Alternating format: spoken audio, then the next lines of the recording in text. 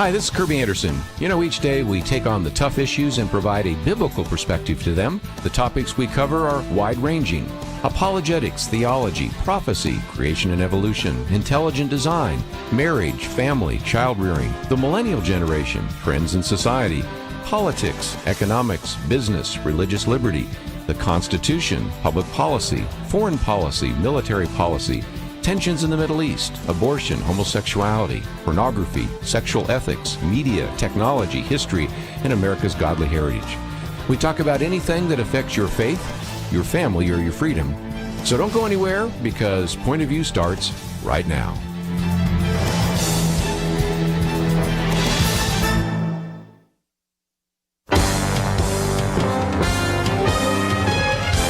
Across America, live. This is Point of View.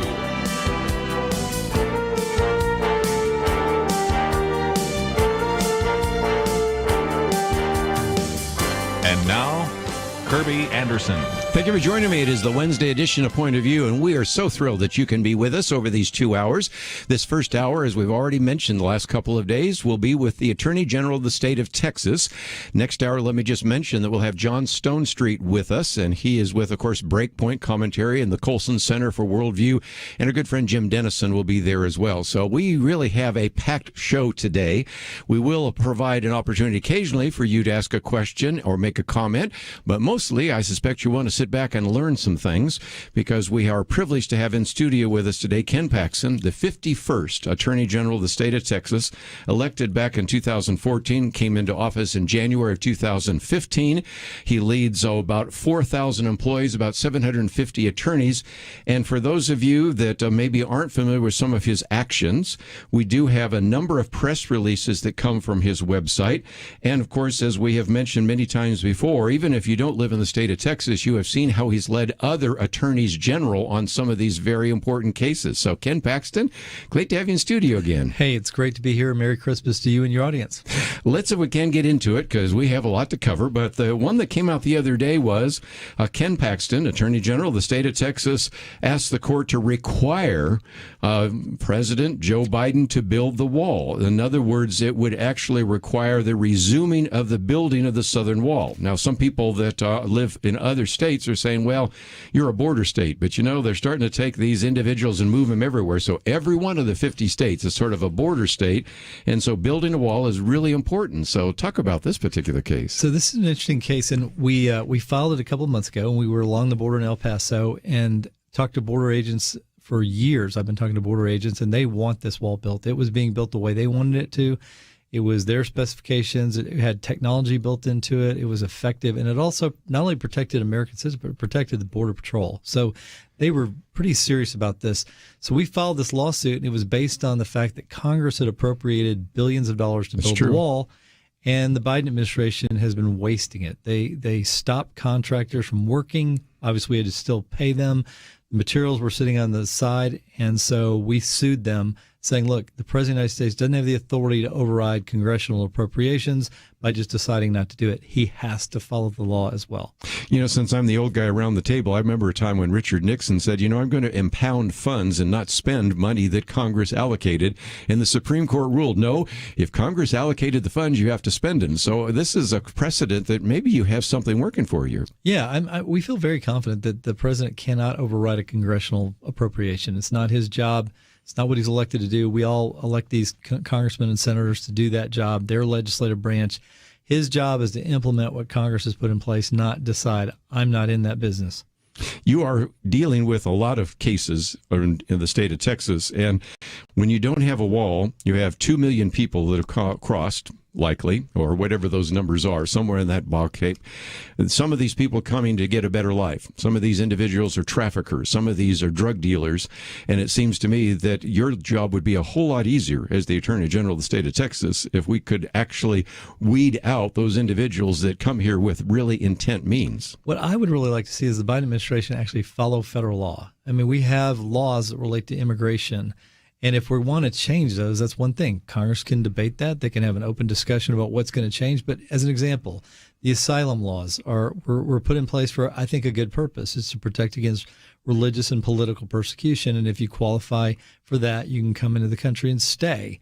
However, everybody's figured out it's a loophole. The immigration lawyers in America have advised these people as they come across, claim asylum, come up to the border, they'll let you in, we'll schedule a hearing. It takes 2 to 3 years to get your hearing. You don't ever have to show up because only about 14% of those claiming asylum actually would qualify. Right. So it's a small number, but they all know the loophole. And President Trump put a stop to that. Of course, the Biden administration on day one said, we're no longer doing that. Let's talk about another one of those issues that you got involved with in terms of immigration, and that is we used to require under the Trump administration that if you are going to qualify for asylum, you come to the next country, and that could be Mexico, where you're not being persecuted, where you're not being attacked in one way or another, and then apply there. That was removed by the Biden administration. You brought a suit on that case too, haven't you? Yeah, it was a very effective policy, a very effective law that Trump enforced. Basically, they're saying you have to be detained until your hearing, or you have to go back to the country of origin or the country that was next close to the country of origin. So we sued over that with another attorney general, and we were successful in the district court, federal district court. We were successful when they appealed it to the Fifth Circuit, and we were again successful when it went to the U.S. Supreme Court. And so the Biden administration was told by a court order that they needed to re-implement the stay in Mexico. Of course, they did not do that. So we filed a motion to enforce and ask for discovery and ask for a timeline, and suddenly the Biden administration started to enforce. Now, we don't know to what degree, but you have to realize this is a president that looked at federal law as it related to this, said, I'm not doing that. I don't have to follow federal law. I'm different. And two, he looked at a court order that came down effectively from the Supreme Court and said, I'm not following that either. And so we're in unprecedented, uncharted territory with a president that literally views himself as sort of an island unto himself and somebody that can make his own decisions about whether he can do something or not do something. And you've seen that before, because if you think about that, there was a time under the Obama administration when they said, I know we have this Defense of Marriage Act, but we're not going to enforce that. And so there's been kind of a slippage in which we used to say that whatever the Supreme Court had ruled, certainly the case, or even what in most cases federal judges ruled, the president and the executive branch would follow. And now we have a number of examples, you just mentioned two of them right there, in which you have very clear guidelines in which the president has actually violated those. I think even more substantial than maybe a court order is the fact that the Constitution gives him certain duties, right? And one of them is that he implements the law, he doesn't make it up. So he's literally looking in the face of the Constitution and saying, I'm not sticking to my powers. I'm going to other powers, which are more like being a monarch, and I'm going to make my own decisions. And then on top of that, he's then ignoring a federal court order. And I think that what Obama taught people was, hey, you can get away with ignoring federal law. They can't stop us.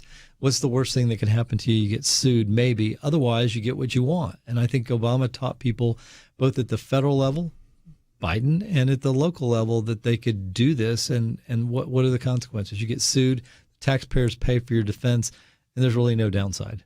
And again, I think some of our listeners might be saying, well, I like the outcome, but just think about this. As we've pointed out before, when President Obama did that, nobody anticipated you'd have a President Trump. And there are some situations where whether you're a liberal or a conservative, whether you're Republican, Democrat, or independent, once you start allowing the executive branch to make their own decisions about what laws they will follow and won't, we really run into anarchy. So when we come back to the break, I want to get into another issue because you've filed some preliminary injunctions over vaccine and mask mandates, and we've got some interesting precedents, one in the Fifth Circuit, another one in the Sixth Circuit, so I want you to kind of sort that out for us in just a few minutes. And if you find yourself saying, I'd really like to know a little bit more about that, every one of the topics we're addressing, we have one of the press releases from Ken Paxton, Attorney General of the state of Texas, on our website, pointofview.net, in case you say, well, wait a minute, I'd like to read that. Maybe I'd even like to read the pleading or the complaint, and all of that is available on our website today at pointofview.net. And if nothing else, sometimes I've had people say, you sure have a lot to talk about on a talk show. Yeah, that's true. This president's given us a lot to talk about. This president's also given this attorney general a lot to sue about, and we'll be talking more about that right after this.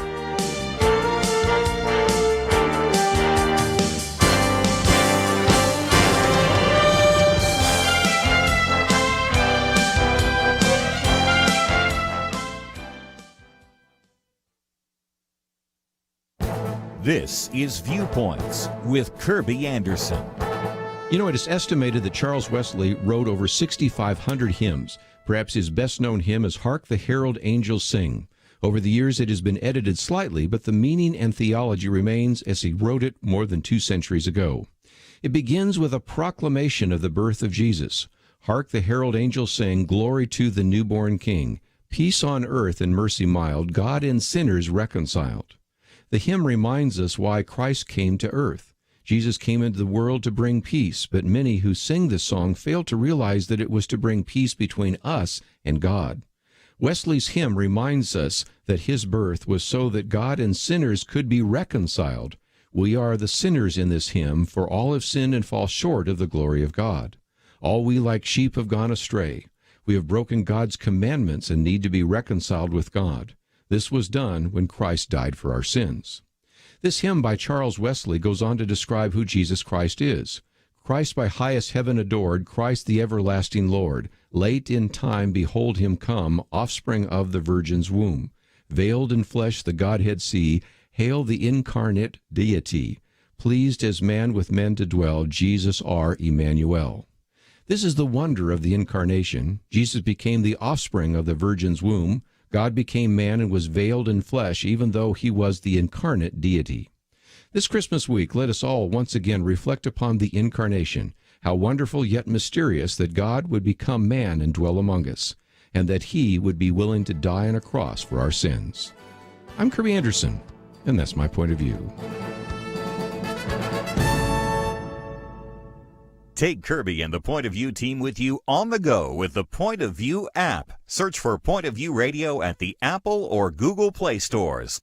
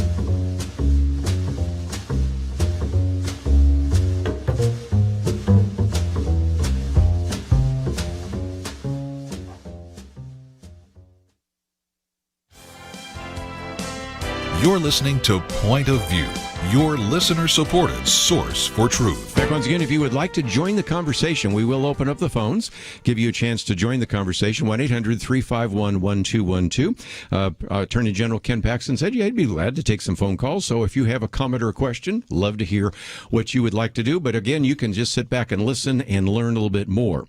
The second article that we've posted is one of the press releases related to this whole question of vaccine and mask mandate, filing a preliminary injunction against the administration to stop the implementation of this vaccine mandate for all staff and volunteers. Of course, we followed some of this with Kelly Shackelford, who sits in that chair on Fridays, and many others as it's gone to the Fifth Circuit. And up until the other day, almost every one of these mandates was struck down by the federal court until you get to the Sixth Circuit Court. And 2 justices, in their inscrutable wisdom, said, no, I think OSHA has this responsibility. But walk us through this, because, again, Attorney General in the state of Texas, you recognize that this is another issue that needs to be addressed. Yeah, so we actually have 4 different federal lawsuits. We also have many state lawsuits against school districts. There are different issues because we have an executive order that says you can't have vaccine mandates in the state. So we can sue any governmental unit that does that. We've been successful with those. Our first federal lawsuit was the one you're talking about, the OSHA one. Right. And it was basically requiring that you choose between your health, decisions about your health, and whether you're going to be employed. We thought that was unconstitutional, that we didn't think that OSHA had that authority from Congress, and they clearly do not. Mm-hmm. The president doesn't have authority. I don't even think Congress could make you do that under the Constitution, and yet here we are. So we were successful in that lawsuit at the Fifth Circuit, getting the stay from implementation. Of course, the way it works with OSHA, we had several lawsuits filed around the country. Yes. And ours was decided first, so we had to stay in place. It got consolidated by random drawing to the Sixth Circuit. And, of course, it was a 3-judge panel that you never know what you're going to get. and they ruled against us. So we immediately appealed to the U.S. Supreme Court. So I think the Biden administration on that particular lawsuit has until Friday to file their response to our plea. And then we have, of course, the one related to healthcare workers, the CMS, so-called CMS lawsuit. That one is also has a nationwide stay that we were able to get in place. We have a federal contractor one that we also have a nationwide stay. And then we just sued the Head Start program to stop children from. Yeah, and we have that one right there on the Head Start, because I thought some people would be even more appalled by the fact when you're talking about kids, the younger you are, the less likely you are to be affected in any negative way by COVID-19. So that one is probably the one that was the easiest to identify. But help me out with the Sixth Circuit Court. I don't claim to be a lawyer, but I've tried to keep up with you lawyers that do come on this program. It seems to me that the two judges there in the Sixth Circuit were saying, well, OSHA has a responsibility to deal with toxic substances. I think when that was written by Congress, they were thinking asbestos and arsenic and things like that. They weren't thinking COVID-19, but they were, I think, reaching really far to say, well, that could give them the authority to mandate vaccines. And it's just hard for me to say that actually makes any sense to me. What about you? These are judges that were looking for a certain result. They wanted the end result that they got. And so they stretch toxic substances that has never been about vaccines. It's all been about workplace safety as it relates to the, chemicals that cause harm and asbestos, things like that, things that you just suggested. So it's clear that is not anything that OSHA has ever had the authority to do. There's nothing that Congress has delegated. When you delegate that kind of power, they have to be very specific. And again, I don't even know that Congress can do this themselves, let alone delegate it.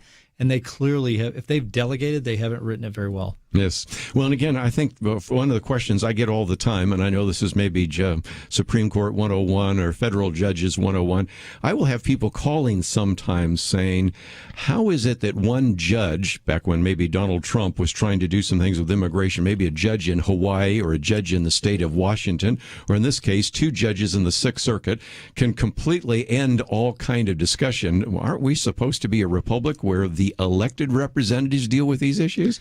Yeah, I mean, that's a great question, and there's certainly activist judges that don't view it that way. They think this is the Constitution is a living and breathing document, that what we shouldn't be confined by the words in the document, because these founders, they lived 250 years ago or longer, and why should we be tied to what they wrote? We want smart judges, this is their view, very smart judges, to help us update how things are now and the values and the cultural norms and values that we have now, and to reflect those in what they decide. Otherwise, we'd be stuck with what we had 250 years ago, and that's a bad thing. Yeah, that's a living Constitution, and yes. You did that only so well. I'm glad you're on the other side, because you did a pretty good job of explaining that. But that's, I think, the frustration that many of our listeners have. We would like to occasionally have the courts deal with very complex issues, but most of the time it seems to me that they should be addressed, obviously, in the legislative bodies. And yet you find yourself all the time filing all sorts of lawsuits, one because one judge makes a decision, or in this particular case, an executive branch decides to do something that was not in the Constitution. Last time I understood, there were certain enumerated principles in the Constitution which were delegated to the federal government, and the rest reserved to the states and the people, That's right? That's exactly right. And we even have had to sue Congress, like when we sued them over Obamacare. We didn't think they had the authority to make people get, health insurance. So we have different branches of government. That's the whole point of having three separate branches and having the states reserve the rest of the power. It really does matter that each entity, each governmental entity stays within their power. The process matters. The end result, we need to have the debate. We need to do it the proper way. Otherwise, we end up like other countries where a very few people are making decisions for all of us. We'll take some phone calls in just a minute, 1-800-351-1212. But I thought I would not only talk about the lawsuits that you have been bringing, but one that was brought against you in the state of Texas, and it has to do with the selecting of the various congressional districts and gerrymandering. And, of course, you have the U.S. Attorney General now suing the state of Texas Texas. And again, we recognizing gerrymandering exists all the time, and each legislature wants to do it so that their particular party does better.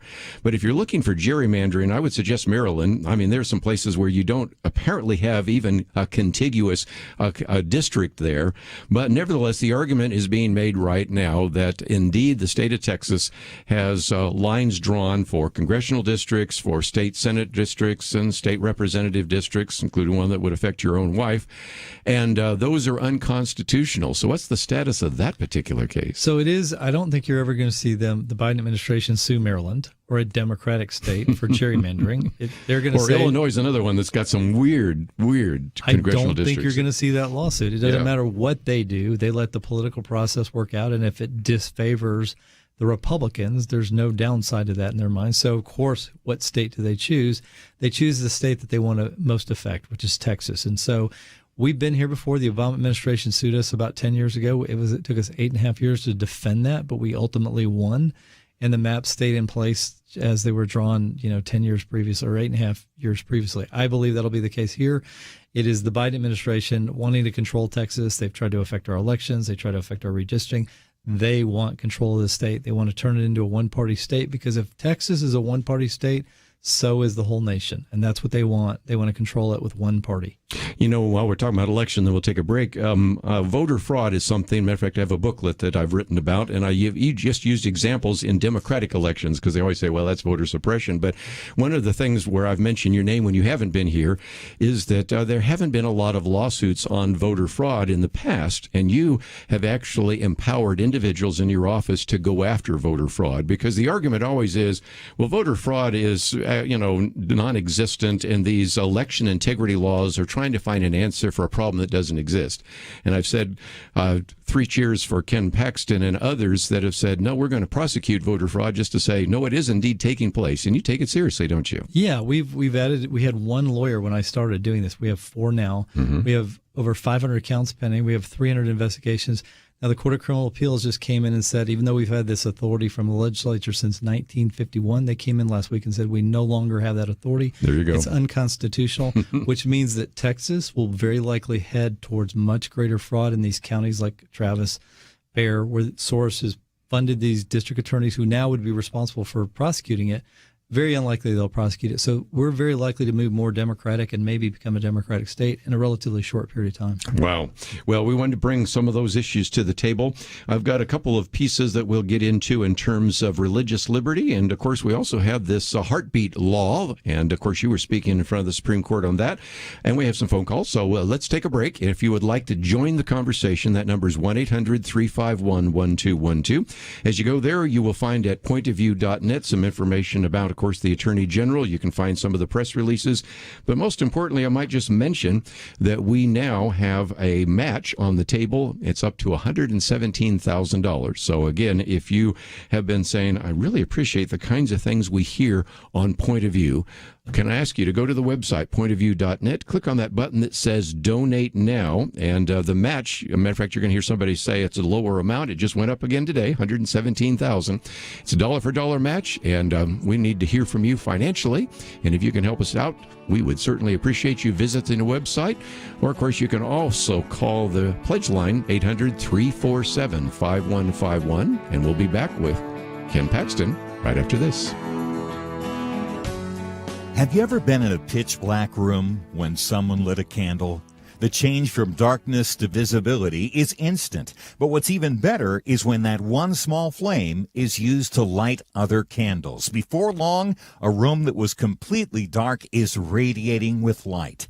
That's what happens when you share the truth. Just like that small flame, your light is contagious, and it's needed in America today. Did you know that most Americans still identify as Christians? But here's the scary part. Only 9% of those people actually understand biblical teachings, according to findings by researchers. You could say that America is the dark room. Will you be the person to light a candle?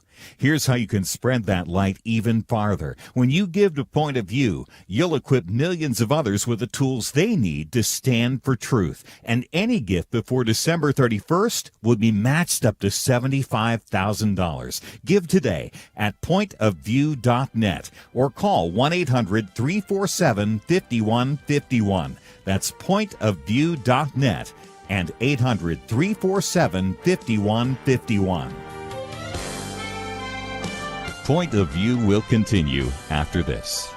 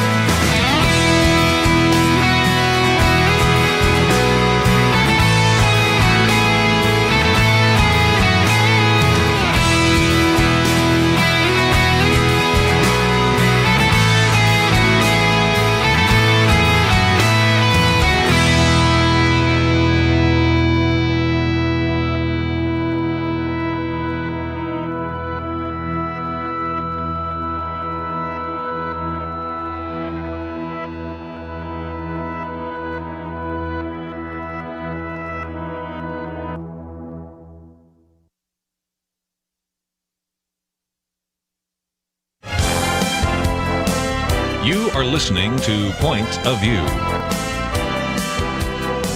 The opinions expressed on Point of View do not necessarily reflect the views of the management or staff of this station. And now, here again, is Kerby Anderson. Back once again in studio with us today, Ken Paxton, who is the Attorney General of the state of Texas. But again, he's worked with other attorneys general, and that's why I thought we would take this first phone call. If you'd like to join us, that number is 1-800-351-1212. We'll go to Georgia first. And Fran, thank you for calling today. Thank you for taking my call. Yes, I am interested of Mr. Paxton's experience with other Republican attorneys general, and if other states are cooperating or are taking hints from the things that are working in Texas to protect America. Good question, I would say. Yeah. So I would say yes. We're very cooperative as Republican attorney generals. There are many cases that we'll have 15 to 20 something Republican attorney generals joining. I think that's like, for instance, in the Dobbs case that we filed the amicus brief on, which was the Mississippi ban on abortion after 15 weeks. We filed the amicus. Obviously, Mississippi was defending at the U.S. Supreme Court, but we had 23 other states join us. So that's a coalition of 25 states, half the country, effectively asking that Roe v. Wade be overturned, which I don't think has ever happened since Roe v. Wade came into being. Well, let's see if we can, since you are, and Fran, I hope that answered your question a little bit, since we're talking about abortion. Two issues. Number one, let's stay on Dobbs for just a minute. It comes out of Mississippi. Oral arguments have already taken place. Probably won't get a decision until June. Now, I've argued, at least in a few cases, that we don't necessarily have a 6-3 court. We have a 3-3-3 court. And I see you smiling because you may agree with me, because you know who the three liberals are. We pretty much know who the three conservatives are. But in the middle there, you have, of course, the Chief Justice and two other individuals, more recent appointees. And if they go along, then it could be 6-3 or 5-4. But you just don't know. And that's one of the things that you have found out as you've taken some of these cases to the Supreme Court, right? Oh, absolutely. I was laughing in a way. I was sitting there in the Supreme Court on our case, the heartbeat bill, and it was very clear. There were three liberal judges who would literally view anything the court creates as a constitutional, so-called constitutional right is like the founders had written it. And so anything, you can do anything to make those things stick. Right. Once they've been created, they can never be taken away. So, and then you've got three conservative judges that clearly, I think, were sympathetic to our cause, and then three in the middle that you knew were struggling with what they were going to do. Well, let's get into that one, because the one that we have spent so much time talking about is the heartbeat bill. Now, many of our listeners in other states have passed a heartbeat bill. It's struck down or there's an injunction, but this one was written in a very unusual way. And as I have said to our listeners around the country, we actually can identify lots of babies that were not aborted because the heartbeat bill became the heartbeat law, and the Supreme Court, after hearing some of those arguments, decided not to decide, which is sort of typical, but thus left the law in place. Can you explain that for some of our listeners? Yes, it was a pretty smart way to do it. So as you just said, these bills and these laws have been struck down in other states. So the way this one was designed was to basically not allow the state, me, any district attorney, any county attorney, any state official to enforce it, but to create instead a private cause of action, allowing individuals to bring their own suits. And so it was so fascinating to be in court. It's probably the most interesting legal argument I've ever heard in my life. And I thought my Solicitor General, Judd Stone, did an amazing job answering questions and making our case. And you could tell that Gorsuch got it. And he asked the right question. He asked the Solicitor General of the United States maybe 3 times, maybe 4 times. And when he finally asked the 4th time, he said, listen, I've asked you 4 times. Can you please answer the question? The question is this. Has the Supreme Court ever, U.S. Supreme Court, ever gone into a state and told a state they can't hear told judges they can't hear a certain type of case? And she said, no, we've never done that. And you could see the consternation in the faces of the other 3 judges that I'm talking about, the more middle ones that maybe wanted to get rid of this, but couldn't find themselves doing something that dramatic. Once you start down that path where the Supreme Court is telling judges in other states, you can't hear these type of cases, you can't hear these type, where do you stop? And I think they found that to be a real problem with striking down. And that is the remedy that was asked for by the United States Solicitor General and by the Women's Health Clinic, because we had 2 separate lawsuits on the same day. And that was the remedy they asked for, and that was a really hard remedy for the court to step into. One of the things this does is it illustrates the kind of fear that people have that's unwarranted because, let's say, Supreme Court, and this is maybe a little bit unlikely, but possibly overturns Roe versus Wade, and that comes down in June.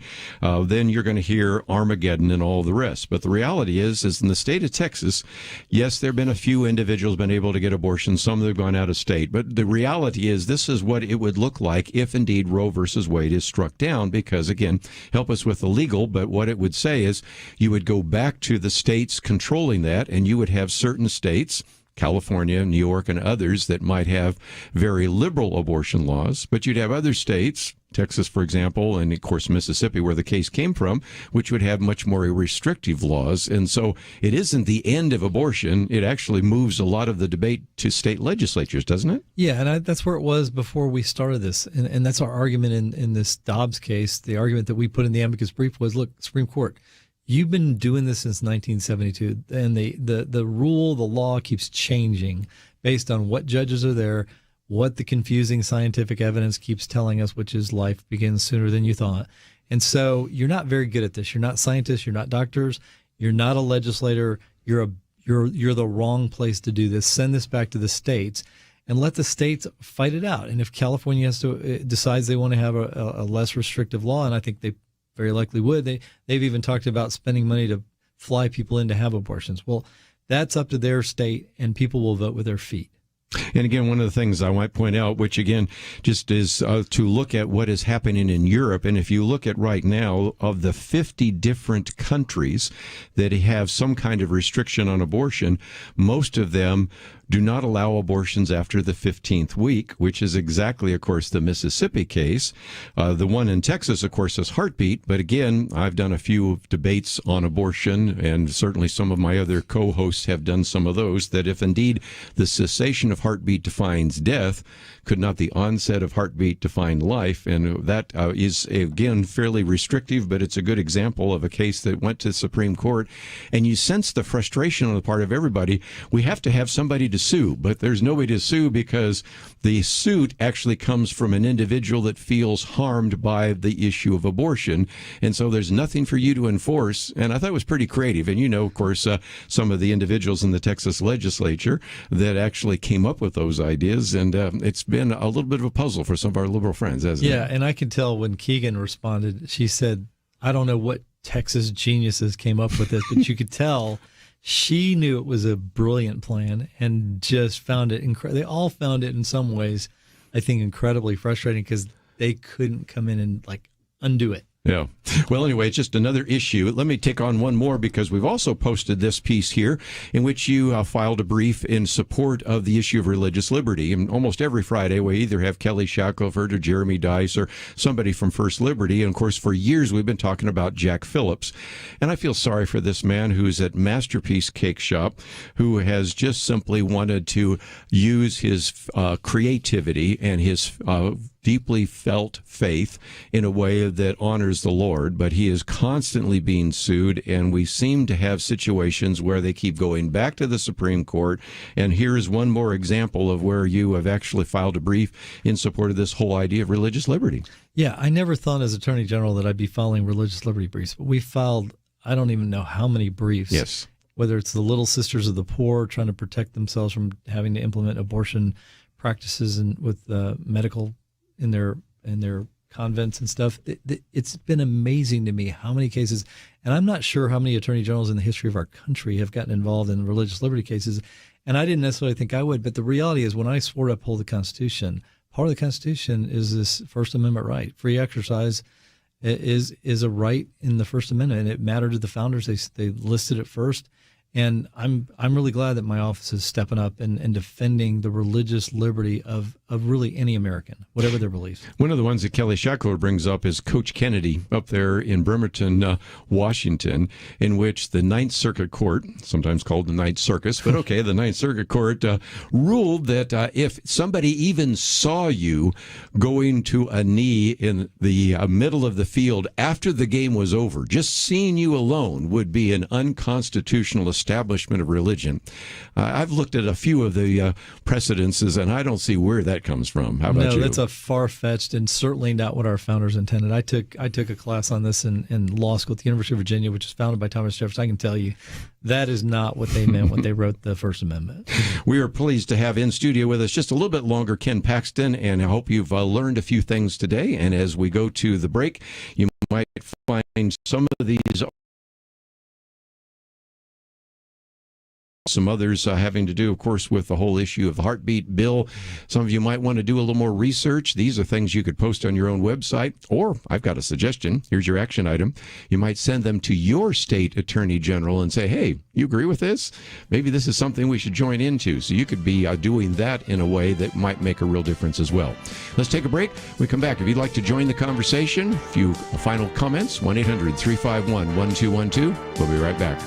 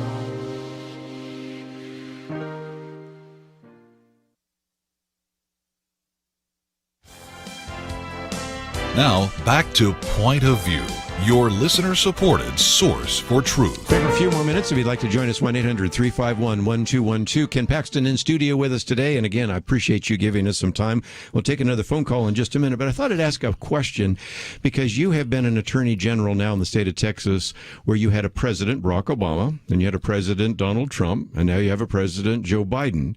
And yet, interestingly enough, I think I'm right, but you can correct me if I'm wrong, you seem to actually be doing better now than even under the Obama administration. Is that fair? No, we sued President Obama 27 times in 27 months in my tenure with Obama in office. We were successful in almost 80% of those cases.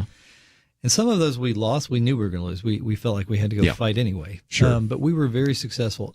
And then, of course, Joe Biden has been more egregious than Obama, which I didn't think was possible. Isn't that amazing? In going down the same path of ignoring the Constitution and making this more of an oligarchy, more of a monarchy than a constitutional republic.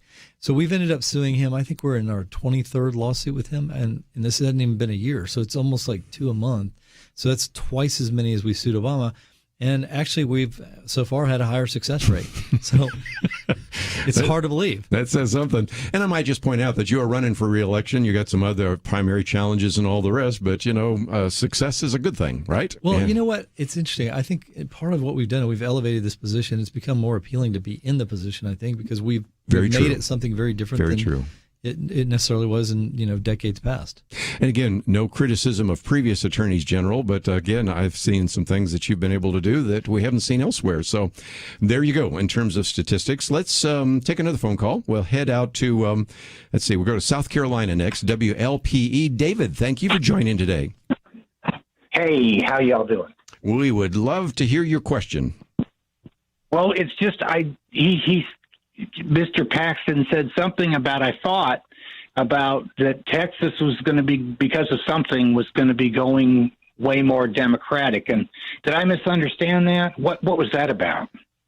So my concern is voter fraud. We prosecute voter fraud. My office has been prosecuting voter fraud long before I was even alive. The legislature has the authority. The way the Constitution is written, it specifies under Article 4, Section 22 of the Texas Constitution what my duties are, and basically to defend the state in front of the Supreme Court, to issue opinions for certain executive officers, to make sure that corporations do not violate the law, and to do such other things that are required by law, which has been interpreted ever since, I think, the founding of the country to mean whatever else the legislature decides I should do. And one of the things that they decided the Attorney General should do, in 1875, they gave the Attorney General the ability to deal with criminal matters in appellate. In 1951, they gave me, the Attorney General, the authority to prosecute voter fraud. And the Court of Criminal Appeals, which is similar to our Texas Supreme Court, they deal with criminal matters. They're like the Supreme Court in Texas for criminal matters. And then we have the Texas Supreme Court that deals with civil matters. Both of them have held that the legislature had that authority in the past. Now, recently, a Republican majority, I think it's 9-0, 8-1, they went 8-1 and said that no longer is it constitutional for my office to prosecute voter fraud. And the problem with that is now we have a lot of Soros-funded DAs in some of our bigger liberal counties. They're not going to prosecute voter fraud, which opens our state up, Kerby, to tremendous fraud and very likely moving us in the column of the Democratic Party. One of the things we did was a booklet on voter fraud, and we did it months ago, and only examples I used were examples of voter fraud in Democratic primaries, because you've heard the argument that, well, because you're a Republican, you're just using this for voter suppression. And yet there are a lot of Democrats over the years that have wanted voter integrity laws because they've seen that level of voter fraud. But if you can no longer investigate that, that is the case. And of course, you look at the fact that even the Heritage Foundation has almost 1,300 examples of voter fraud put together by Hans von Spakovsky, used to be a federal elections commissioner, as well as John Fund has written books on that. So this is well documented. But the problem is you've got things like the Brennan group that say, well, this again is trying to find a solution for a problem that doesn't exist. And the fact that you've been prosecuting some of these areas of voter fraud illustrate that we've got a bigger problem than people want to admit. Yeah, so much. The reason there's a narrative that there's no voter fraud is very few states actually prosecute. And that's what they want Texas and you to can be. Understand why some don't. Exactly. I mean, California doesn't prosecute voter fraud. We do it in Texas, but we when I came in, we only had one attorney that was designated. Yeah. Now we have 4, and they are very busy. We have over 500 counts waiting to be heard in court of voter fraud. We have over 300 investigations. All of that coming to screeching halt. Who's going to do it? Who's going to step up and do that? No one. So again, the question I think a lot of people have is, I think David's saying, wait a minute, we always depend on at least a little bit of sanity coming out of the state of Texas. Got Elon Musk moving here and all sorts of other people. If you're convinced that you can't prosecute voter fraud, that's why you're suggesting that it could ultimately affect these statewide elections? Look, we saw it happen across the country. There's no doubt in my mind, had we not won 12 lawsuits against this mail-in ballot attempt by local judges and local elected officials, we would have been counting ballots in Harris County or Travis County. All of these liberal counties were trying to do mail-in ballots by the millions. We would have lost the election in Texas. And there's no reason to think Trump won by 620,000 votes out of there's almost 30 million people here.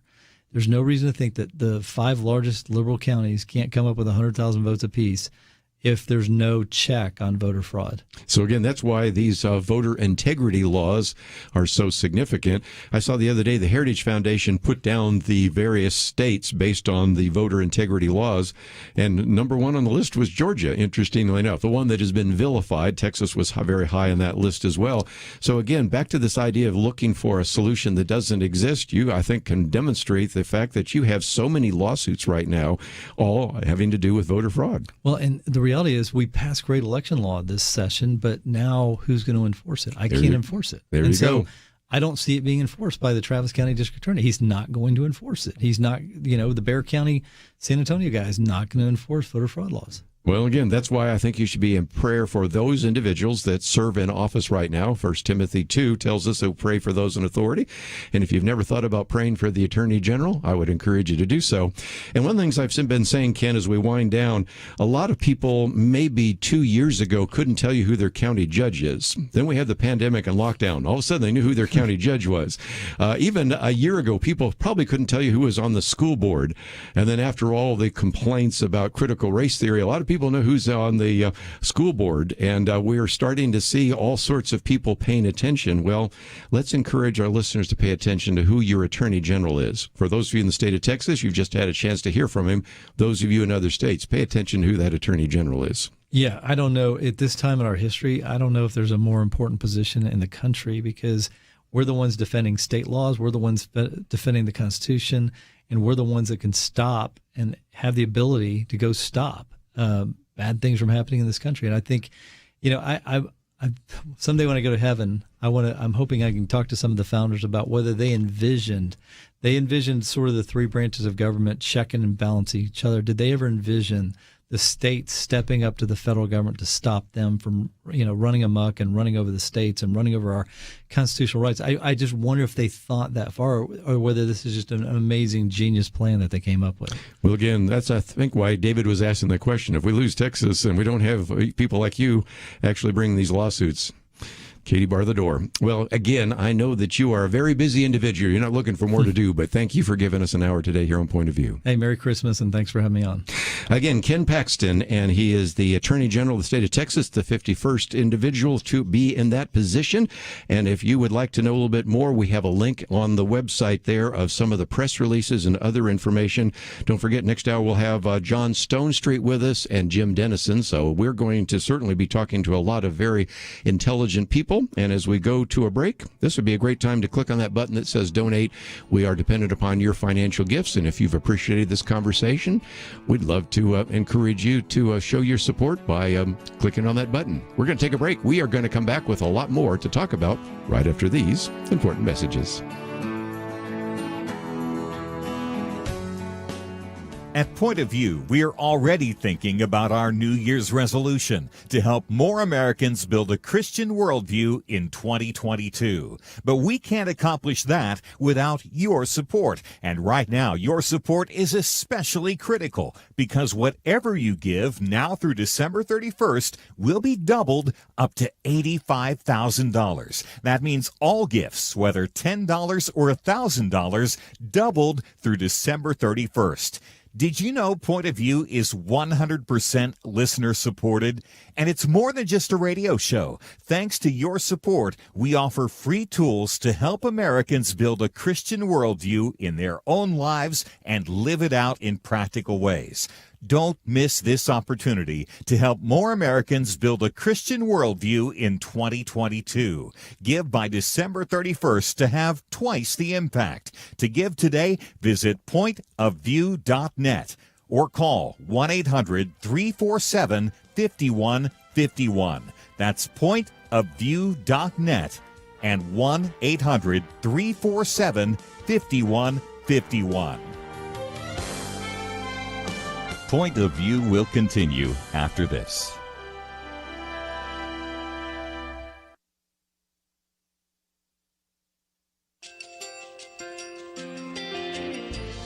I just want to thank you so much for all the wonderful programming you have.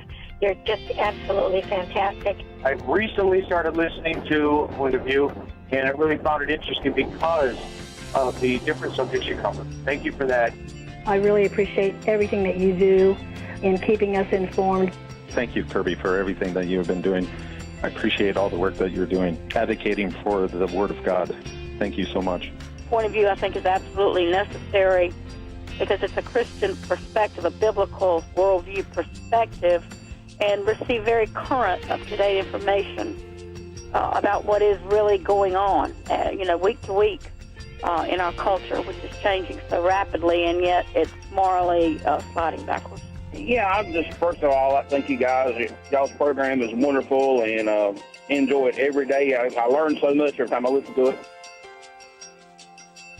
Point of View Radio Talk Show.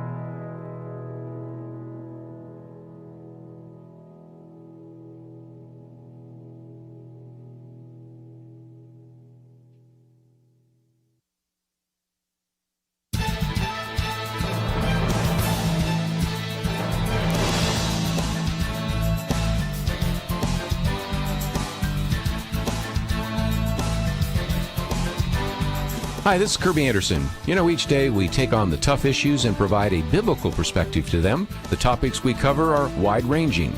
Apologetics, theology, prophecy, creation and evolution, intelligent design, marriage, family, child-rearing, the millennial generation, trends in society, politics, economics, business, religious liberty, the Constitution, public policy, foreign policy, military policy, tensions in the Middle East, abortion, homosexuality, pornography, sexual ethics, media, technology, history, and America's godly heritage.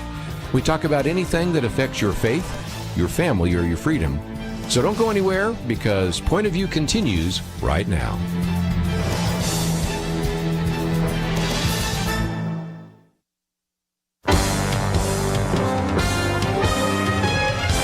Across America, live. This is Point of View.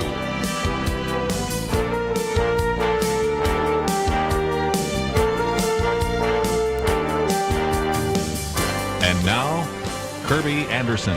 This hour, we're going to spend a little bit of time talking about kind of the future, because obviously it is Christmas week, but we're coming to year end, and this is one of the reasons why we've come to you over the last couple of days and mentioned the fact that we want you to consider what you might do to give to this ministry, to continue on.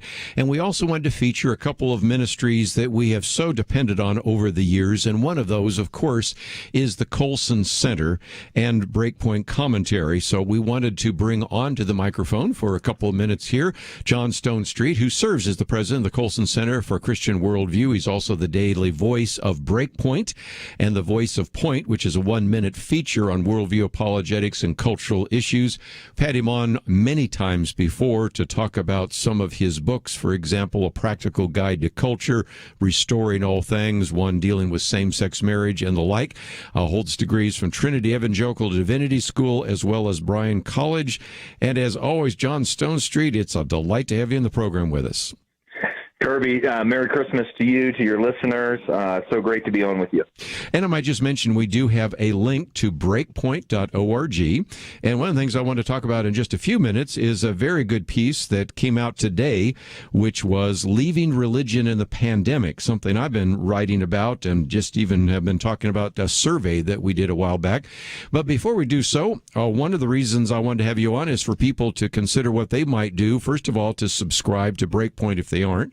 And number two, to, as we come to year end, also think about, in addition to giving to Point of View, giving to the Colson Center for Christian Worldview, because I think so highly of what you do and oftentimes quote your commentaries, even when you're not on the program with us. So it shows you how influential you have been in this ministry, and I want to encourage people to do so. So again, remind everyone that might need a little bit of a reminder what is taking place right now at the Colson Center for Christian Worldview. Kerby, it's so kind of you, and I so love our partnership. I've learned so much from you over the years, and it's just really an honor to be doing, what we do and to be able to do it together in so many ways. Our flagship thing that we do at the Colson Center is something that was started by Chuck Colson, which was a daily commentary, not unlike the one that you do there on Point of View with your daily commentary, but it's a way of looking at a story, a headline, a trend, in culture, and then making sense of it from a Christian worldview. I mean, we live in a culture where there's a lot more noise than, a lot more noisy headlines than maybe significant headlines. And being able to know what's really happening here and why is kind of essential. It's part of what it means to be a discerning Christian. And that's why I consider you to be such a strong partner in this work, is because we're both trying to do the same thing, is to help Christians discern, help them understand the times, and then know what they should do. And so Breakpoint is about 3.5 to 5 minutes a day. You can get it on podcast just by going and finding the Breakpoint podcast on whatever service you use. Or if you catch it on radio, we're aired on 1,200 radio outlets a day, different times of the day, depending on the radio station. But it's a daily commentary called Breakpoint. Of course, you can always come to our website, breakpoint.org, and subscribe to get it in your email box. And a lot of parents use that as a way to have important conversations with their teenagers, with their preteens, even with their adult kids, either around the dinner table or by forwarding on through email or something like that. So Breakpoint.org is a great place to get started. And again, if you want to find John Stonestreet, we have a link to his Facebook page, his Twitter feed, and of course we have the website as well. We also have a couple of pieces. One came out a couple of days ago, Erasing Women. I just wanted you to read that in case we don't get to it today, because I wanted to focus on the one that came out today on leaving religion in the pandemic. And we have always, John, seen a lot of people leaving the church. We understand that. But as I've been talking about some of the surveys we've done at Probe Ministries, I've said that sometimes people fall into what I call the field of dreams myth. That is, if you build it, they will come. Because we've always been told by various people that, yes, we understand that 18-year-olds, once they leave high school and go off to college or the military or for work, they probably do make a disconnection from church. But eventually they're going to get married and they're going to have kids and they want to come back again. And I've said, you know what? We've built 350,000 churches in America. They're not coming. And in some respects, the pandemic should have been, as you talk about in this piece, something that might have driven people back to the church. Because after all, remember, after 9/11, a flood of Americans went back to church. It wasn't permanent, but it was something. But in this case, people didn't come back to church. So talk about that for a minute, if you might. Listen, I think there's so much about the last 2 years with the COVID-19 pandemic that is revealing much more than it ever caused. I call these the kind of the pre-existing conditions. And when you talk about loyalty to the church, you talk about, okay, well, why did somebody come in the first place? And if they came for issues of convenience and it stopped being convenient, then you're not going to get them back. If you tried to compete, kind of on an experiential level, with some other form of entertainment, you're going to lose that battle eventually. So I think what we've seen is that even though a lot of churches did heroic work trying to pivot and provide services online and to do other sorts of things when they had to shut their doors, as the doors are reopening, people aren't coming back. And I think it's revealing what was already there, is that there was just kind of one less reason to come back, and so they didn't. And so we're seeing those numbers kind of tick up. We're also seeing, too, and this, of course, has been a trend that you've talked about and I've talked about over the last really decade or more. It's the rise of the so-called nuns. And, of course, we're not talking about the NUNs. We're talking about the NONEs, those that on a religious affiliation survey would not claim any sort of identity or any sort of affiliation. Those numbers continue to grow. And in other words, and listen, here's one of the punchlines, Kerby, and you and I have talked about this a lot, which is that, look, religion doesn't last through chaotic circumstances if it's not an essential part of someone's life and identity. I mentioned this from the very beginning of the pandemic. I was far less concerned about public officials calling the church non-essential, although I was, but I was far less concerned about them calling the church non-essential than whether or not the church was essential to believers. And I think, there's just, the idea of staying home, the idea of going to Zoom church, that sort of stuff has just revealed that religion has become much more a matter of convenience than a matter of identity. And I think some of this is what we've catechized people to expect by the way we do church. I think some of this is the influence of kind of a secular culture, but it's a reality that we're going to have to deal with in the days ahead. Let's take a break, but when we come back, we want to maybe get into this issue of loneliness. I mean, after all, this is one of the loneliest eras in recent memory that John Stonestreet talks about. Why aren't Americans in church, or why aren't at least Christian Americans in church? So that's certainly the case. This piece, Leaving Religion in the Pandemic, I'm going to give you an action item, and that is to take that piece that we have posted on our website and send it to your pastor or your deacon, elder, somebody. Get some conversation going about that. But I want to get into this issue of loneliness. It's something we've written about in a booklet, and I think we have some thoughts about that. But we need to talk about that right after these messages.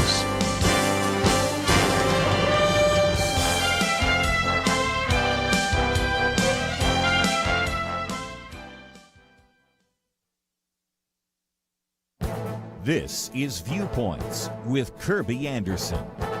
You know, it is estimated that Charles Wesley wrote over 6,500 hymns. Perhaps his best-known hymn is Hark the Herald Angels Sing. Over the years, it has been edited slightly, but the meaning and theology remains as he wrote it more than 2 centuries ago. It begins with a proclamation of the birth of Jesus. Hark the herald angels sing, glory to the newborn King. Peace on earth and mercy mild, God and sinners reconciled. The hymn reminds us why Christ came to earth. Jesus came into the world to bring peace, but many who sing this song fail to realize that it was to bring peace between us and God. Wesley's hymn reminds us that his birth was so that God and sinners could be reconciled. We are the sinners in this hymn, for all have sinned and fall short of the glory of God. All we like sheep have gone astray. We have broken God's commandments and need to be reconciled with God. This was done when Christ died for our sins. This hymn by Charles Wesley goes on to describe who Jesus Christ is. Christ by highest heaven adored, Christ the everlasting Lord. Late in time behold him come, offspring of the Virgin's womb. Veiled in flesh the Godhead see, hail the incarnate deity. Pleased as man with men to dwell, Jesus our Emmanuel. This is the wonder of the incarnation. Jesus became the offspring of the Virgin's womb. God became man and was veiled in flesh, even though he was the incarnate deity. This Christmas week, let us all once again reflect upon the incarnation. How wonderful yet mysterious that God would become man and dwell among us, and that he would be willing to die on a cross for our sins. I'm Kerby Anderson, and that's my point of view. Take Kerby and the Point of View team with you on the go with the Point of View app. Search for Point of View Radio at the Apple or Google Play stores.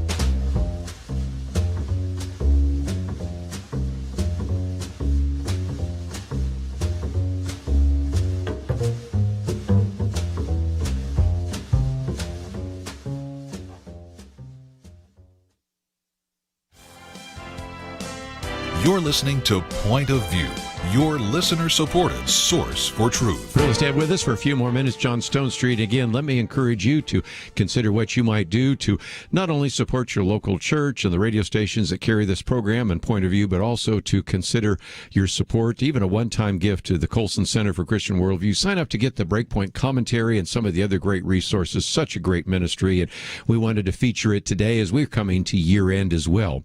But, John, I wanted to talk about loneliness. You know, we did a booklet a while back on loneliness, and that's something, again, sometimes you say, I guess I was seeing something, because back in 1994, so that's more than a quarter of a century ago, I wrote a book, and Chapter 8 was A Coming Crisis of Loneliness. Well, back then, you know, we were talking about pursuit of loneliness. There was a phrase used as crowded loneliness. Now you have books that have come out like Bowling Alone, and even Ben Sass, his book, Them, Why We Hate Each Other and How to Heal. And more people are talking about loneliness. So you would think, at least if you didn't know anything else, that given the fact that so many people are alone, so many people are living alone, so many other people are in a relationship but they feel lonely, that they would maybe want to come to church to address that issue of loneliness, but that's not happening. Oh, yeah. I mean, this is one of the features of modern society. It's one of those things, by the way, that also is a pre-existing condition of COVID, that as the numbers come in, and I'm talking specifically the reports on the number of opioid deaths, I'm talking about the number of suicides, suicidal ideation among teenagers in particular. You see that this is part of what's been labeled so-called deaths of despair. I mean, listen, the 3 years prior to the pandemic, for the first time since World War I, the average life expectancy of American males dropped for 3 years in a row. I mean, that hadn't happened since World War I. Since the backdrop was 3 years in a row, with the backdrop being World War I and the Spanish flu. And they are from these so-called deaths of despair, and that's directly tied to loneliness. Now, what's happening here is that where America was once very robust, very strong, was in kind of a strong civil society, strong sense of family, strong loyalty to community groups, high church attendance. These were kind of features of American life. But, today's American life is, everybody staring at their screens, driving into their garage and shutting it, not talking to their neighbors, having back decks instead of front porches. And I'm not against any of these things in and of themselves, but they're all features of how we live life, which is isolated from each other, without a sense of responsibility to each other. And your point just a second ago, Kerby, was absolutely right, which is you'd think that now, of all times, the church would have something unique and distinct to offer. And I would say it does. It does have someone who will never leave us, never forsake us, and also a community that we join with each other. But unfortunately, that's just not the way church is often done, with that sense of responsibility, that sense of ownership of the community, things like that. And I think that this is one of the great opportunities the church will have today to spread the message of Christ, is by addressing specifically the loneliness epidemic, which is why, these numbers that we're seeing about, continued diminishment of religious loyalties, religious attendance, bodes so poorly for how we're kind of doing our job in this cultural moment. Well, and again, that gets into some of the application, because I've been doing a lot of these interviews on the surveys, and you look at what happened in 2010 and then our new survey in 2020, and of course you see that not only are people not coming back to church, but the number of unaffiliateds, which you call the nuns, is increasing. But I also say that it's not like there aren't needs out there. We have been able to identify in some of these surveys, both online and face-to-face, that these are individuals, as you said, that are dealing with unbelievably high rates of anxiety, depression, suicidal thoughts, and the rest.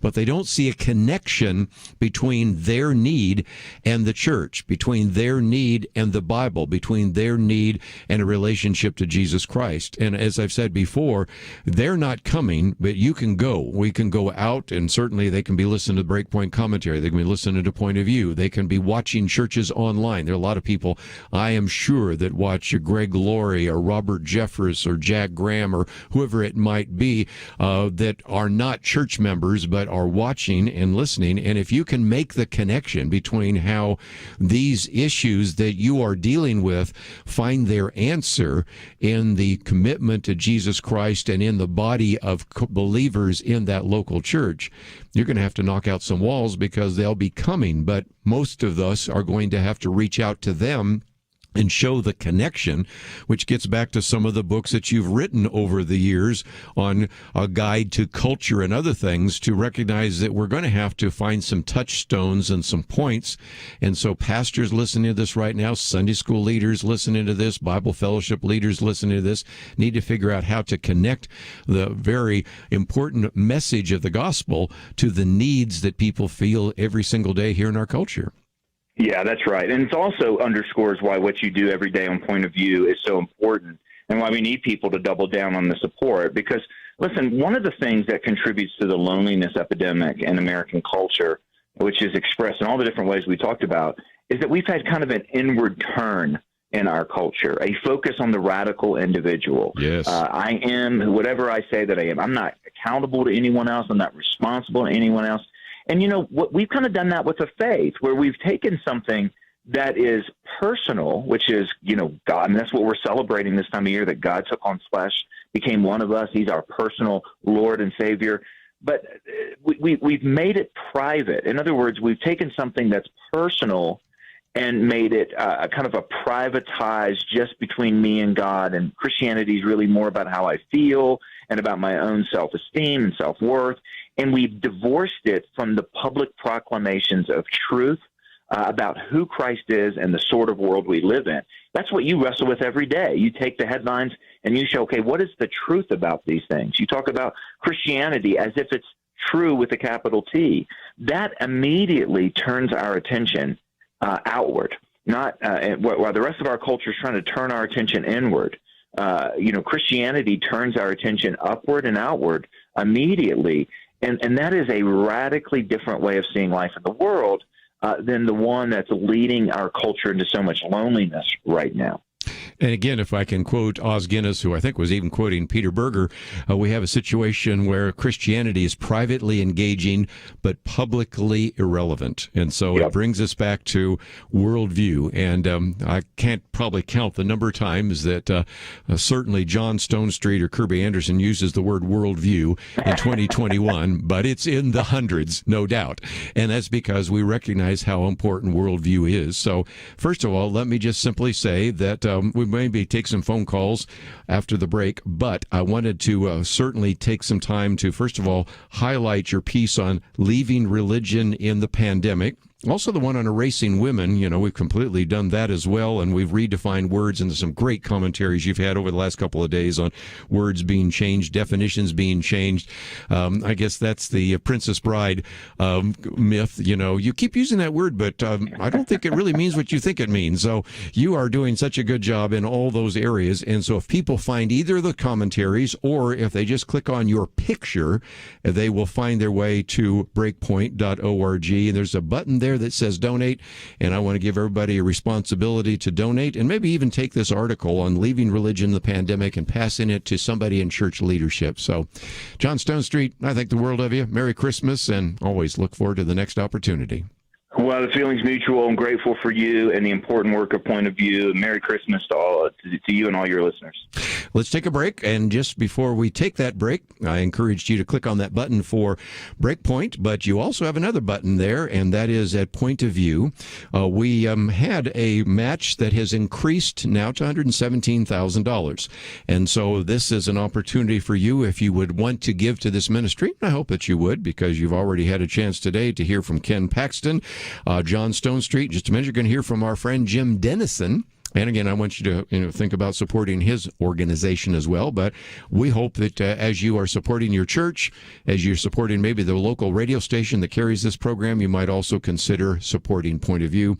Click on that button that says donate, and every gift that right now you give will be matched dollar for dollar. I did mention the other day that although the number is going up, still it is possible that that match may evaporate by December 31st. So if you're one of those people that said, well, I want to wait to the last day and put you over the top, well, it may or may not be matched then. That's why I'm encouraging some of you to think about making that gift right now, because we can guarantee that it will be matched.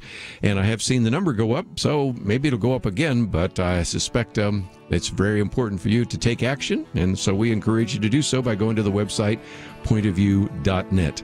We have some conversation with Jim Denison that takes place in about 2 or 3 minutes. We'll be right back. Have you ever been in a pitch black room when someone lit a candle? The change from darkness to visibility is instant, but what's even better is when that one small flame is used to light other candles. Before long, a room that was completely dark is radiating with light. That's what happens when you share the truth. Just like that small flame, your light is contagious, and it's needed in America today. Did you know that most Americans still identify as Christians? But here's the scary part. Only 9% of those people actually understand biblical teachings, according to findings by researchers. You could say that America is the dark room. Will you be the person to light a candle? Here's how you can spread that light even farther. When you give to Point of View, you'll equip millions of others with the tools they need to stand for truth. And any gift before December 31st will be matched up to $75,000. Give today at pointofview.net or call 1-800-347-5151. That's pointofview.net and 800-347-5151. Point of View will continue after this.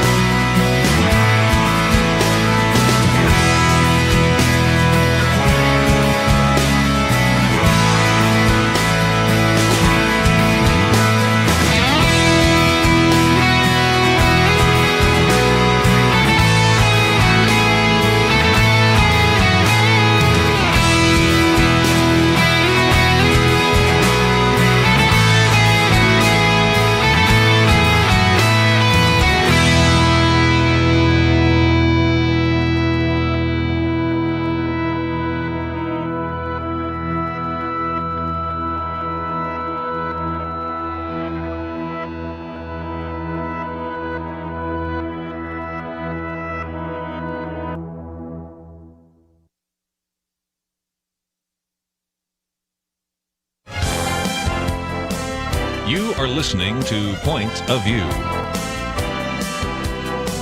The opinions expressed on Point of View do not necessarily reflect the views of the management or staff of this station. And now, here again is Kerby Anderson. Final half hour, we're going to spend just a little bit of time as well talking with our good friend Jim Denison. As we come to year end, we encourage you to support Point of View, but also like to highlight some other ministries that are worthy of your support. And one of those, of course, is the Denison Forum.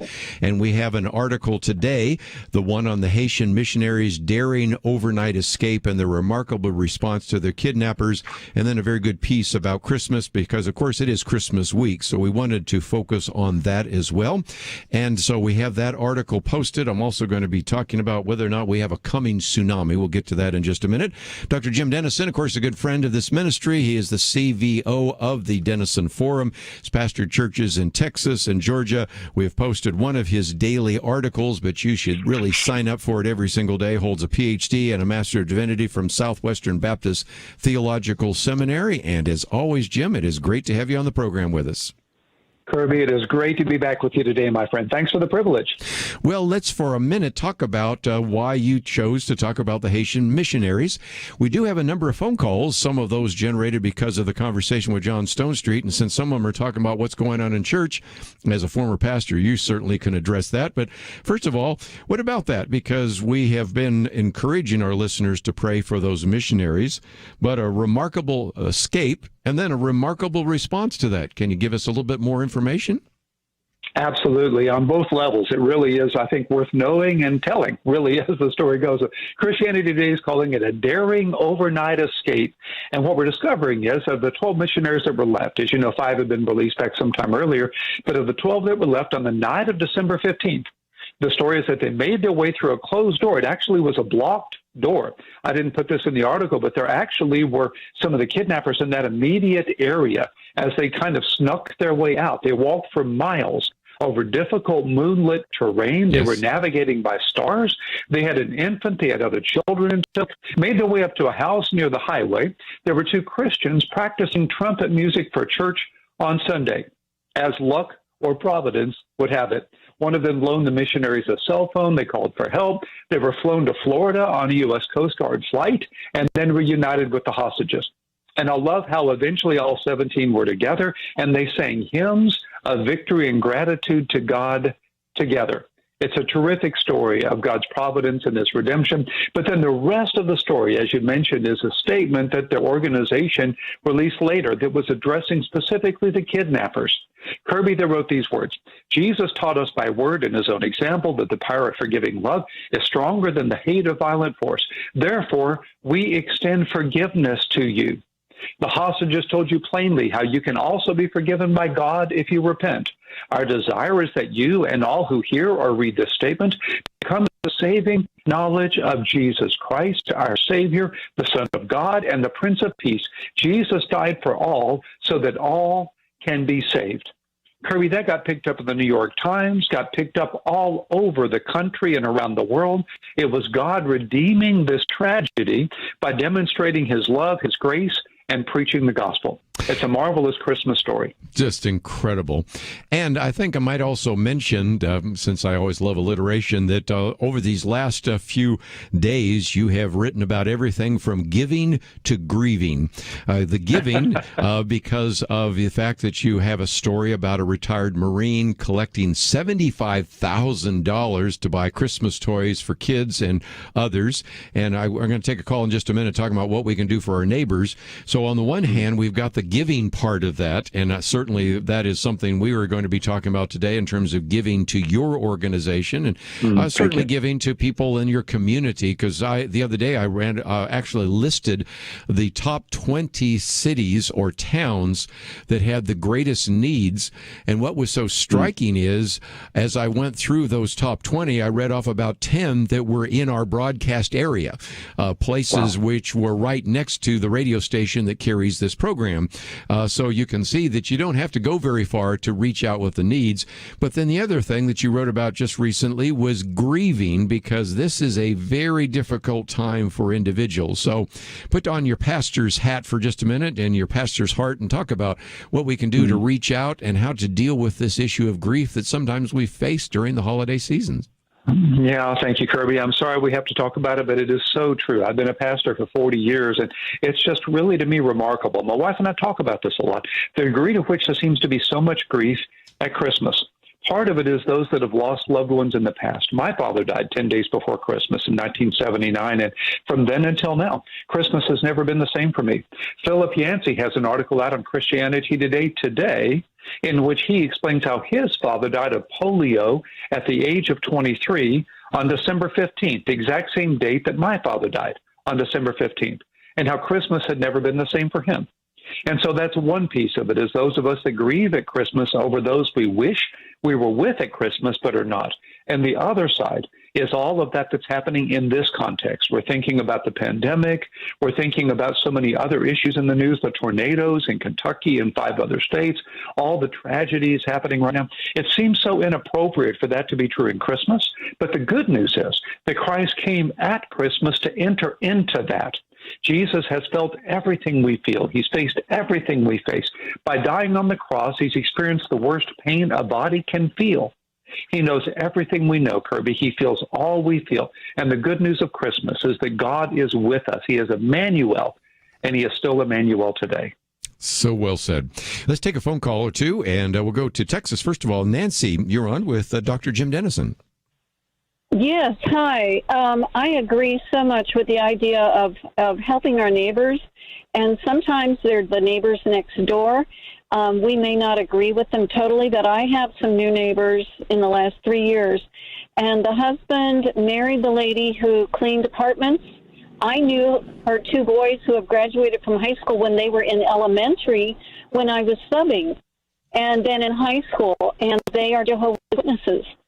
But that doesn't keep me from being a good neighbor, making sure their garbage can gets out, picking up some of the leaves off the mimosa tree, put it in my garbage, even if those boys are older, and treat them with kindness. And the same thing with the other neighbors on the other side. They came in from Mexico doing well, redid the house. But can I talk to that little guy, 4 or 5 years old? Yep. And I can give them a little tiny thin Zondervan Bible that was at our bookmark, which is a recycled book place. And with pictures, I can make a difference. And it's attitude and the idea of humility. Very good. Great ideas. Jim Denison, you might even use that in one of your pieces. I love that, Nancy. I love that so much. And I'm so glad you made the point that we don't have to agree with our neighbors on every front to minister to them. In fact, it may be that the more we disagree, the more we need to minister. The more we need to prove the truth of our love by our compassion and our grace. As Nancy's telling her story, Kerby, I'm thinking about those men that knocked on my apartment door when I was 15 years old and invited me to ride the bus to church. Yes. They didn't know I'd be talking about them on air with you today. They can't know that. You can't know the eternal significance of present faithfulness. What we can do is share God's love and our love with our neighbors every single day. We're planting seeds. Alfred North Whitehead said, great people plant trees they'll never sit under. And that's what Christmas especially gives us an opportunity to do. One of the things we talked about last segment or two was the whole idea of loneliness. And I've mentioned, you have Robert Putnam's book, Bowling Alone, but another one kind of relates very well to the conversation we had with Nancy, because Senator Ben Sass's book is called Them, Why We Hate Each Other and How to Heal. And he's been concerned about the fact that we are so socially disconnected. And as a result, as she just pointed out and you pointed out, we don't always have to be in agreement with individuals. We need to have this idea of community and neighborhood and the rest. And so that is certainly one thing that I wanted to emphasize. But as we're going to a break, let me just mention that, first of all, we do have an opportunity for you to not only support Point of View, but if you scroll down to the picture of Jim Denison, there is a button on the upper right-hand corner of the DenisonForum.org. And if you click on it for give, you might want to give to that organization. First of all, you might want to consider what you might do to subscribe. Just scroll down a little bit, and you can subscribe to Jim Denison's daily article, but also you can give because, Jim, we certainly count you as a great friend of this ministry and are so grateful for the fact that we've been able to team up so many different times to talk about these issues from a biblical point of view. Kerby, I could not be more grateful for you. Thank you for your kindness there. You didn't ask me to say this, but I would certainly say to everybody hearing us right now that it's urgent that they give to you and to your ministry in this season. We need your voice more than ever, Kerby. As the culture is becoming increasingly antagonistic to the gospel, we need more and more people to speak the truth in love. And that's what you demonstrate every day with your intellect and your heart, with your mind and with your spirit. And I'm just so grateful to you and for you and grateful to honor to partner with you. You've helped me with our new book coming out, The Coming Tsunami. You've written in that, been part of that. And you just could not be a better friend to me and to our ministry. And I'm honored to emphasize the importance of people supporting what you're doing these days. When we come back from the break, we're going to give you kind of a preview to this book coming out shortly, The Coming Tsunami, Why Christians Are Labeled Intolerant, Irrelevant, Oppressive, and Dangerous, and How We Can Turn the Tide. We'll talk about that right after this.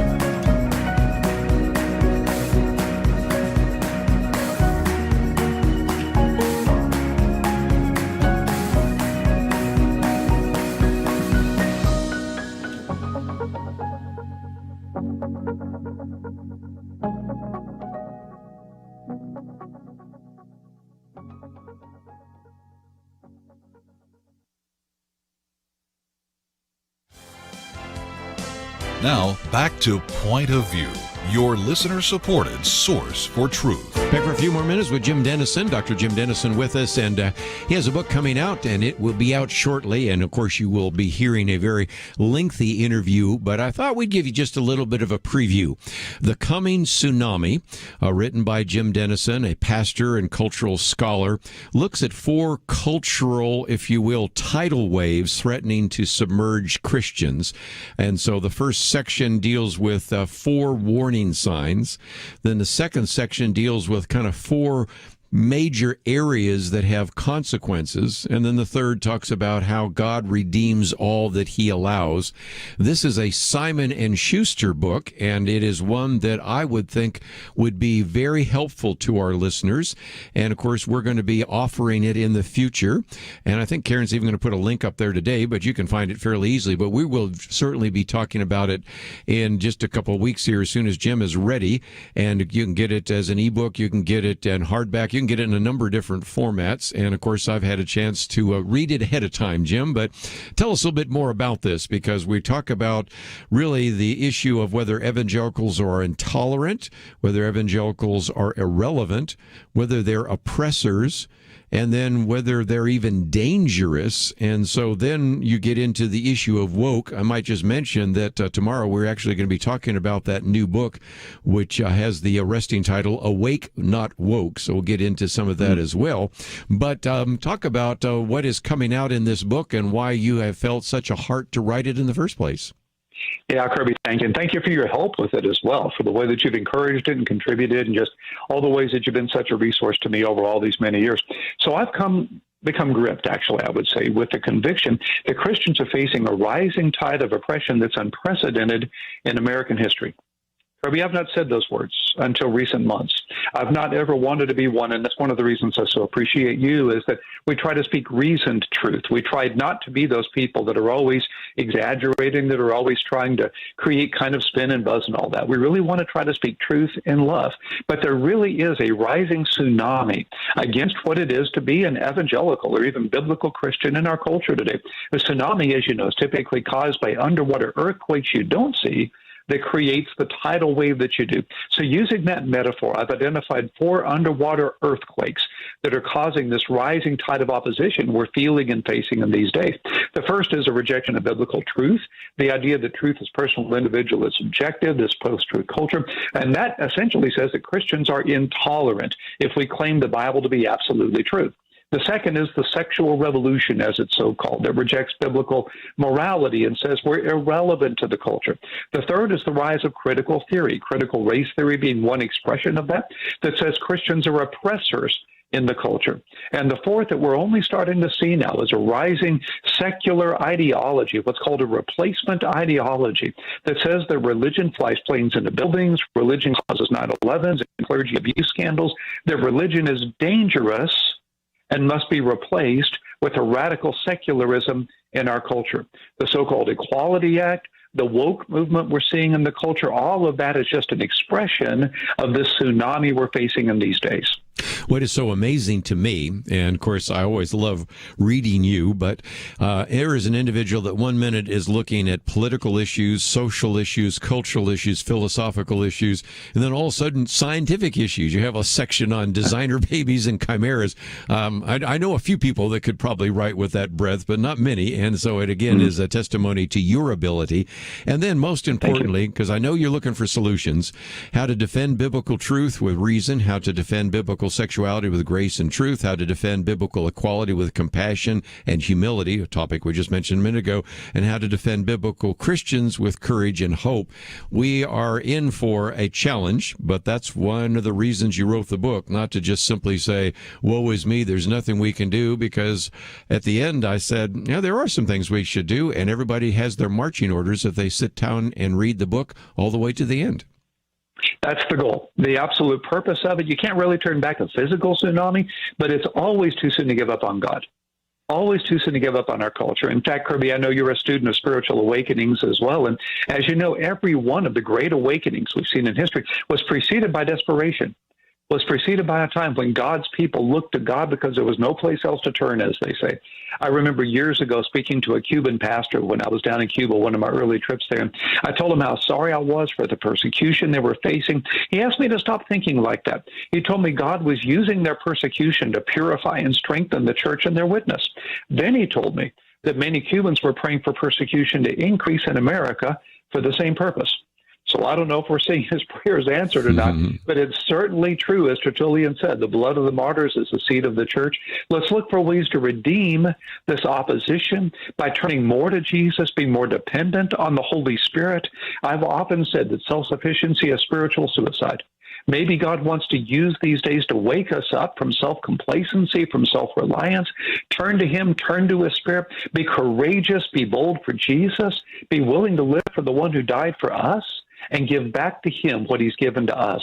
That's a great Christmas reminder, I think, that's true all year long. Well, and again, some of you might say, oh, I want that quote. Oh, where is that? Well, it turns out that the article we've posted has a section on what a persecuted Cuban pastor told me, including the quote there from Tertullian. And then you also have Billy Graham's prayer there as well. So one of the reasons I wanted to post this particular article today is it includes some very practical aspects of that. And it's certainly something that would be encouraging to you around the table. But one more time, let me just encourage you to go to his website, or certainly you can just go to our website, pointofview.net. But either way, go to denisonforum.org. There's a button to give. There's a button to subscribe. And those are my action items for you today. And Jim Denison, if nothing else, I want to say Merry Christmas. And I want to certainly find a time where we can spend a significant amount of time on this new book, The Coming Tsunami. And for people that want to know a little bit more, I think we have a link there. But of course, people can type that in. And of course, very soon we will be talking to you, hopefully by person, face to face, but if not by phone, about a book that is coming out with Simon & Schuster. And for those of you that might have a bookstore, you might even buy it in the bookstore, so that we'll increase sales and encourage publishers like Simon & Schuster to publish other books like that. So Jim Denison, just always a delight to have you on the program. Merry Christmas. And I guess won't see you till after Christmas, but looking forward to the next opportunity where we can be face to face. Kirby, it'd be my privilege to be back with you in that way as well. I'm so glad to be on with you like this. And I really do wish for you and Steve and the entire team God's blessings at the end of this year and into the new year as well. May God bless you and yours in every way. Merry Christmas, my friend. Let's take a break. We're just about out of time for today. You already heard my promotion for tomorrow, Awake, Not Woke. And so we'll get into that, and we'll get into some other issues in the news. There have been some things I've had to set aside because we couldn't get to those today because we've had really just an incredible lineup of, first of all, Ken Paxton, Attorney General for the state of Texas, John Stonestreet, President of the Colson Center for Christian Worldview, and Jim Denison of the Denison Forum. And so we'll have a little more free time tomorrow to get into some of those issues as well. But just before we say goodbye, I'm encouraging you to light a lamp in your community. Do what you can to help maybe people that are in need around you. You don't have to go very far. Appreciate Nancy's comment about that. You could do the very same thing in your community. And we want to equip you to light lamps in your neighborhood and in your community. So help us do that. We now have a match that's up to, at least at the moment, $117,000. Every day that number goes up a little bit more. And so we are excited. That means if you actually make a donation right now or give us your pledge, it will be matched dollar for dollar. So $100 becomes $200. $200 becomes $400, $500 becomes $1,000, and I would love to meet the match. And if you can help us out, that would be great. Support the local churches, support your local radio station, but if you can support us as well, we would appreciate that. As always, want to thank Andrew for his help as an engineer, Steve for his help as a producer, and we look forward to hearing you and seeing you tomorrow right here on Point of View.